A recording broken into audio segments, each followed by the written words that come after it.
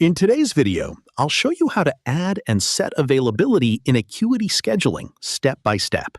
If you want clients to book appointments only during your working hours, this setup is essential. First, log into your Acuity Scheduling account and go to your dashboard. Once you're inside, open the Availability or Calendar Settings section from the left side menu. This is where you control your schedule.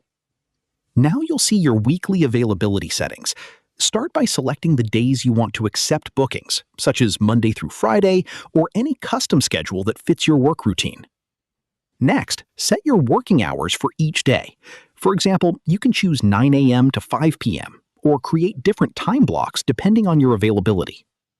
If you want breaks during the day, you can split your schedule into multiple time slots.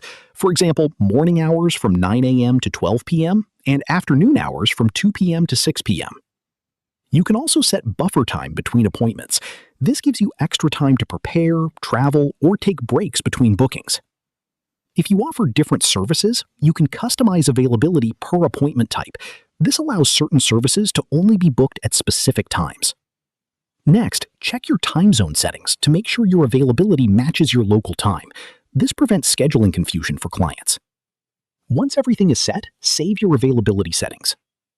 Now your booking page will automatically show only the available time slots you defined, preventing clients from booking outside your schedule.